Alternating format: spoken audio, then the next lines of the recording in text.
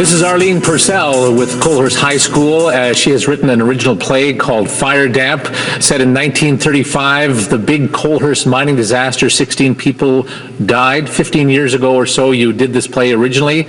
You're bringing it back because this is the 100th anniversary of the town of Colehurst. So pretty exciting the demand was there. They said, let's do this again. So pretty exciting for you. That's right. It's very exciting, Mark. And we've been asked over and over the years to do it again, and we're bringing it back now to a new generation, telling the story of southwestern Alberta. And people perhaps may not be that aware. This is one of the worst disasters in mining in Alberta ever back in 1935. So tell us why you wanted to do the play and a little bit about the history of it. Well, originally I had already been teaching here for a number of years, close to 20 years, when I decided that I'd heard about the story and so decided that it should be told somehow. So I was a drama teacher, so it seemed sensible to tell it through a play. Mm-hmm. So when I began researching it, though, I discovered it was a bigger story than just what happened in a town. It was a story that encompassed all sorts of the political, economic, and social context of the times. So I researched, and the story grew, and the play got written, and it got produced, and we received an overwhelming response from our audiences. So tell us about the gist of the play. I mean, what angle do you go with?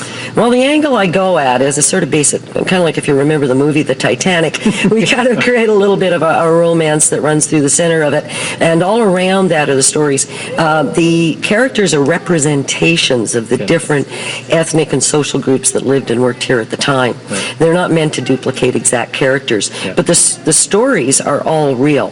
They come out of my research. They actually happened, and they're told through this cast of 22 who are really telling the story of a town of 2,000. What actually happened in the mine? It was an explosion, right? It was an underground methane gas explosion that occurred just as one shift was entering and one was leaving.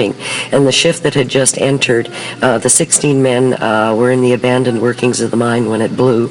And the rescue operations went on all night long. There were no survivors from those fellas. Some fellas were further from the blast and made it out. And I've spoken even to their sons and daughters and grandkids. And it's an important memory to the families who were affected. Because there are a lot of people that were left without husbands, fathers, and it was a tough time.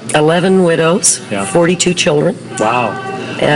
Also, 3 brothers were killed, and the bodies were discovered by a 4th brother. Oh. The Gressel family. Heartbreaking, isn't it? The story is amazing.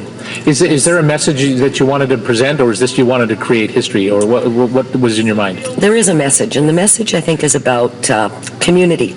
Right. I think it's about what made this province great. Were people who came here from all over the world to work. They looked after their families, and they helped their neighbors. And they built a strong sense of community that I think is carried through to their descendants today. And we owe so much to them. They suffered, and they laughed, and they built this country, and we need to tell their stories. How do you love the cast you got this time around? I have the most wonderful group of students. I had a wonderful group of students in '98, and somehow they're here again. These guys are absolutely wonderful, and they've given their heart and soul to this story. And all from Colehurst High School, right? Colehurst High School, and I have a couple from Chinook High School. Fantastic. Good stuff. All right. Show opens on the 25th of May at the Sterndale, and it runs when? Runs from the 25th through to June 1st.